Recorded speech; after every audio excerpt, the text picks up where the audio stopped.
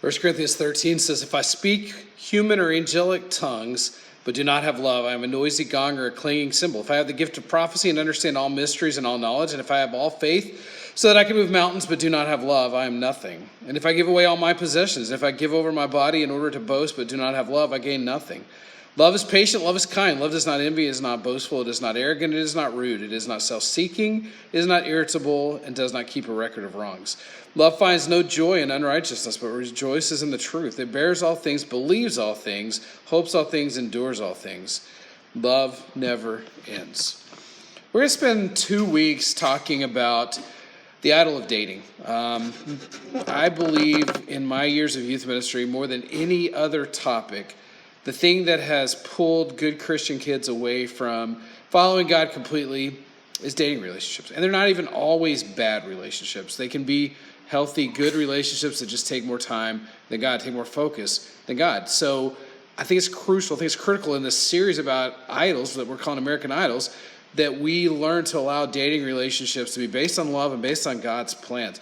So just kind of as an intro to dating, the way that I have over the years defined dating is spending time with someone of the opposite gender in order to find out if they're compatible as your spouse. Now, I get it. I'm not saying every single relationship at 13, 15, 17, you're going, oh, this is my future husband or my future wife. But if there's no chance of that, what's the point? There is no point.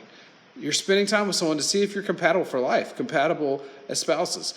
Real love can only come when we fall in love with God first. 1 John 3 and 4 is all about how God is love. Matthew 22 says, love the Lord your God with all your heart, soul, mind, and strength. Love your neighbor as yourself. Love God, love people. That sums up everything else, and that's the key, and the order matters. We have to love God above everything else. Knowing God and loving Him helps us prevent counterfeits and lust and infatuation and all these things that take away from real love. God is love, and His people learn to love Him and learn love from Him.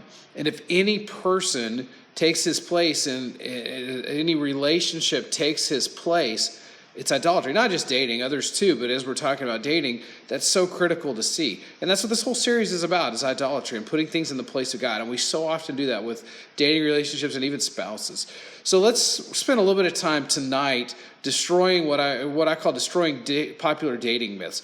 First one is this: God has nothing to do with my dating life. It's very untrue. Genesis 2:18 is a reference here, but God created us for each other. He saw that Adam was lonely and created Eve. He created dating. He cares about every aspect of our life. He made us. He made it. To say that God has nothing to do with our dating life is to remove Him from the equation, and He's supposed to be the most important thing in our lives. So why shouldn't He be the most important thing as it relates to our dating lives? So to say God has nothing to do with our dating lives is foolish. The second one is shared faith doesn't really even matter. It doesn't really make any difference. 2 Corinthians 6:14 talks about not being unequally yoked together. Some people say it doesn't matter if they're a Christian or not. As long as we have all these other things, whatever, it doesn't matter if they believe what I do. We have to share the most important thing in our lives. And if we're believers in Christ, if we're Christians, that has to be Him. And so if we're not sharing that, and that's not the most important thing in our lives, then we're not living the way we need to be, and the relationship is not based on the foundation that it should be based on.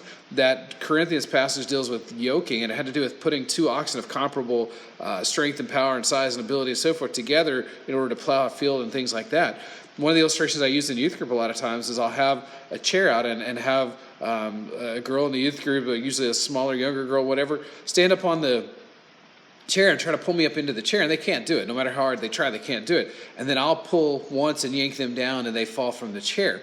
And it's a symbol of the person who's a believer is far more likely to be pulled down to where the person who's not a believer is than for the other person to be pulled up to where the believer is. Now, I'm not saying it won't ever happen. I've got people in my life who've experienced that actually happening, where a solid Christian has led someone else to Christ in a dating relationship, but it's not the way it's meant to be. It's not the way we should approach it. And the core should be that shared faith. A Christian and a Buddhist, a Christian and a Muslim, whatever. If we can't share that, again, we can't share the most important thing in our lives. The third myth that I'm going to look at is I need to be someone. I need to have someone to be someone. I need someone to be someone. We don't have to always have someone. We don't have to always be in a dating relationship. We're not losers if we don't have one. In fact, sometimes it's better not to. And for those periods, God can grow us in ways that He can't when we're in a relationship. It's okay to be single often. It's okay to not always have that relationship. It's okay to not always feel like we have to have someone or else we're not someone. My wife, I'm the only person she ever dated. And she was only the third person I ever dated. And I realized how different that is from most people, but I would highly recommend it because you're not wasting all these other things. It's okay to be single sometimes. Your self-worth is not determined by whether or not you're in a relationship, whether or not you have someone, if you do or don't have someone. Genesis 24, Genesis 29, Jacob's story, he waits for 14 years to ultimately get the woman that he loves, that he wants. He waits patiently, and it's worth it. And sometimes it's worth it to wait like that. We don't always have to have someone. We don't have to have someone to be someone. Fourth one, other people's opinions don't matter. Man, if you believe that, first off, God's opinion matters. Secondly, family and friends' opinions do matter. But if you believe that others' opinions don't matter, that creates blind spots and it creates ignorance and living a life of ignorance. You need the blessing of other people in your life and dating. It's not the be-all, end-all. I'm not saying that. And sometimes people will have foolish reasons for not liking it. But if your parents can't agree with it, welcome to a long life of hardship once you do get married, if it gets to that point. Other people in your life sometimes can see things that you can't see. Listen to God, listen to other people because they can see the blind spots. We need the blessing of those people closest to us in a dating relationship. The fifth one, the final one we're going to look at tonight, is I can do anything I want to with anyone I want to. You can do whatever you want, whenever you want, with whoever you want. Do not let the physical overtake the relational. Not everyone is doing it. It's hard to stop once you keep pushing that line for it. It's like pushing a hymnal or a book off of a shelf or off of a desk, and you keep going, and eventually it's going to fall off the cliff. Date in a way to promote holiness and purity, not to see how far you can get or how far you can go or how much you can get away with. God is not trying to take away something when it comes to his standards on sex. He created it. He knows how it's best meant, and he knows how we can maximize that more than any other thing. He's not trying to take it away. He's trying to maximize it in our lives. He created it and wants it to be the best it can be in the context it was created for. Our bodies belong to God. So people say your body belongs to God. I remember years ago being on a hayride, Fall Fest hayride. This was a long time ago, early in my youth ministry. And a couple of girls in the youth group were talking about sex. Like, yeah, I think I'm going to wait till I'm at least 13 or 14. I'm like, what? What are you talking about? That's ridiculous. It's playing with fire. Fire in a fireplace is beautiful, and it warms the house, and a bonfire, stuff like that. But once it jumps out of the confines it's meant to be in, if it jumps out of that fireplace into the house, that's problematic. And it's the same thing with sex. It's not something we're meant to keep pushing. You can't do whatever you want, whenever you want, with whoever you want, and be right with God and be right in that. The sixth relationship, sorry, there is a sixth one. I thought there was five. Looks are all that matters. I'm not going to be foolish and naive and say looks don't matter. Sometimes people try to say that. We care what a person looks like, but there's so much more than just that. And we tend to justify all kinds of other things because we've got a hottie, we've got a cutie, we've got the best-looking guy, best-looking girl. If that's all you depend on, what happens when that changes? What happens when the looks go away, when they fade and sag and get old and wrinkled and worn and all that kind of stuff? That's why people bail on relationships after years and go for someone younger, cuter, hotter, whatever type thing. That's all you depend on when it changes, and it will. What are you left with? Don't be shallow. Don't justify things. Don't be hollow with that by the looks of the person being the only thing that matters. I'm going to give you four things to remember, then we'll wrap this up. God's plan is one man with one woman for life. One male, one female. Not two males, not two females, not whatever. One male, one female for life in marriage. That's what it's meant to be. That's God's standard. There is no getting around that. Second thing, messing up doesn't ruin you forever. There's plenty of beautiful examples in the Bible where people messed up and then God's grace came in and they still had an incredible life. That's the beauty of grace. It's not the end of the world. There are consequences. There are things we have to deal with, but we can repent, return to God, return to pursuing him, return to his standard. Messing up doesn't ruin you forever. Third thing, don't ask how far is too far. We already talked about that a little bit, but man, flip it and say, how far would I want my future spouse to have gone with the person they dated before me? The further you go, the faster you go. The further you go, the harder it is to go back, the further you'll want to go. Sex is more than physical. It's also relational. It's not a natural step as people try to make it. It's not something that makes you more mature. And even saying safe sex, helps you out, whatever, it doesn't eliminate all of the issues.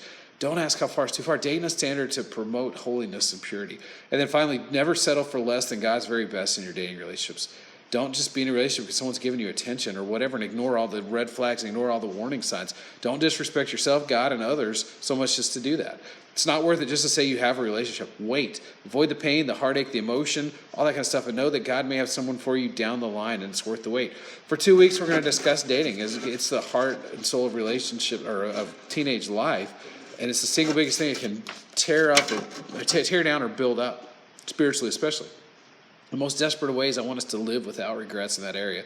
Don't be left with baggage and guilt. Do it the right way because, honestly, my wife and I are proof that it's worth it. The reality is we've done variations of this lesson over and over again, and so have youth pastors all across the country, and yet there's virtually no difference in how Christian kids date and non-Christian kids the rest of the world as it relates to everything, including sex and other things. Think about it. It's worth it to do it God's way. Commit even tonight, even if that means you got to take a step back and make some changes and stuff like that. It's worth it. It's worth building that solid foundation the way you're meant to. Don't let this idol ruin your life physically, relationally, emotionally, sexually, even spiritually.